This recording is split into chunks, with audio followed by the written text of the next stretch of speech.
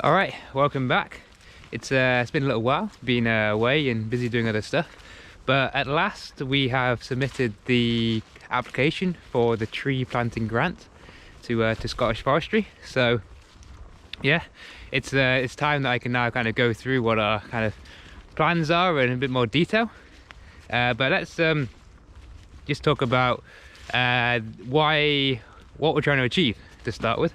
Just a reminder, so we're trying to create a forest that's productive, so producing high quality timber. Secondly, that it's biodiverse, so we've got a good range of different trees and plants and animals living within the forest. And thirdly, that it's somewhere fun for people to come and spend time.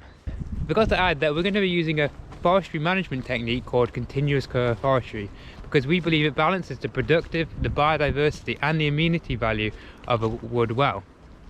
But we'll discuss more about continuous cover and the impact it has on the design in a future video. So that's kind of been our goals about what kind of forest we're trying to achieve, and that's influenced the design, the structure, the layout, the types of trees that we're going to be or wanting to plant, as long as we get the application accepted. So today I thought I'd just talk a bit about compartments. So this is how we've broken the land up into various parcels to help kind of structure the forest, to make sure the trees that we're planting are going to grow well in the areas where we're planting them, and to deliver those outcomes we want to create in the future. So we've broken the land up into 7 different compartments, and that's based on the soil types that we've got here. So generally we've got something called a brown earth, which is quite a fertile soil, which is fairly well draining, and we've also got a brown clay. So this is a bit more clay-like in structure. It's not as free draining, so it holds more water. So these types of soils favor different types of trees. Well, generally the brown earth most things will grow in the brown earth, whereas with the clay that we've got, there's a few more restrictions on what we can plant. And it's also broken up into the compartments are broken up depending on the layout we already have given to us. So in terms of, we have 3 fields. We've got the top field, we've got the quarry field, and we've got the garden field. And also based on topography, the elevation of the land, and finally what features are around the land in terms of generally trees that are surrounding land, and that kind of provides different, with the topography, different exposures, which some trees can cope with the exposure in terms of like the wind and the weather, but other trees, they struggle to grow in those conditions. And we've also then, from those 7 compartments, we've got a series of sub-compartments. And that's again making smaller areas where we're going to plant similar trees together, which work well growing together. So within each of the sub-compartments, we generally have 2 to 5 different tree species. So that is trees that can work well together, grow together, because the issue that you have is if the trees, one type of tree grows a lot quicker than another type of tree, that the tree that grows faster will basically smother the trees that grow slower. Because the trees that grow faster, they take more of the light, and the trees which are mixed in with them will basically die off in the end. So it's kind of pretty pointless planting those other trees in there if they're not going to grow well together. So, and to get those to understand which trees can grow well together, there's compatibility tables. So you look at the type of tree, and it breaks it down on age, because some trees grow quicker at the start, like a Scots pine grows generally quicker in the first 20 years, and then it slows down. And each tree has different growth rates in that respect. So the compatibility tables are broken down into ages, and the types of tree and to the conditions, other conditions that you have. So it's kind of a mixture, and you kind of work it out for your site. And yes, the other thing is we're using in some places what is called a nurse species. So a nurse tree is a tree you're planting, but you're not expecting it to reach maturity. It's there to help the trees that you want to reach maturity to grow in the early stages and grow better later on as well.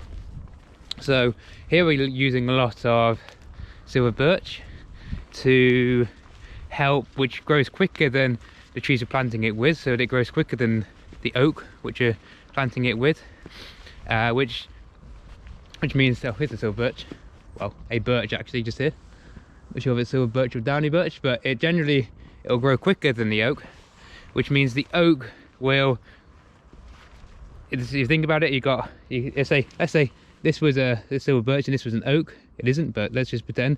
If this tree and then the other trees around it were silver birch and they're growing quicker, then the oak is more likely to go straighter, because the birch around it are taking the light, which means, yeah, the oak grows straighter, which is what you want to produce a good timber tree. You want it to grow as straight as possible. So that's the role of a nurse species within the mixture, and we're using a few different ones, and I can explain when we get out there and have a look around the site in more detail what we're thinking with the nurse species in each area.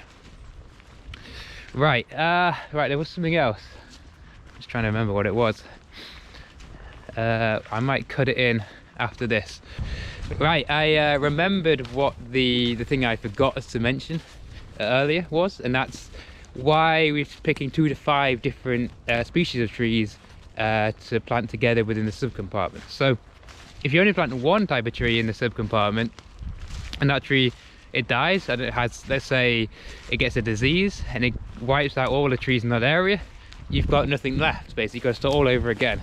Whereas if you planted more than one or species, then you've got that option that the ones that die, you take those out, but you still got something left to grow in its place, have that forest effect, and hopefully produce timber.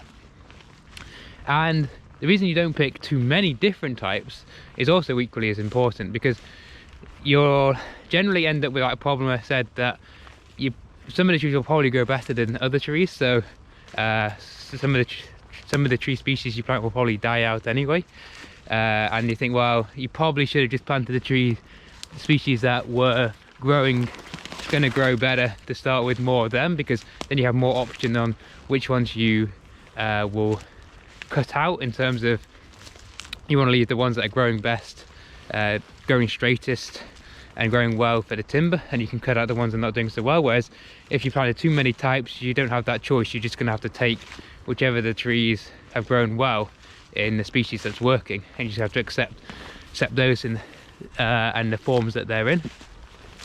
And also, if you have too many different types, even if they all grow well and they all grow well together, it's reducing the economies of harvesting those trees. So if you only have a small percentage of each type of tree, and they're probably all going to be ready at slightly different times, when you wanted to go in and harvest those trees and sell that timber, it's just, you're not going to make, it might be harder to make any money because of the cost of going in and taking out those trees. So you don't want too many for that reason, but you don't want too few.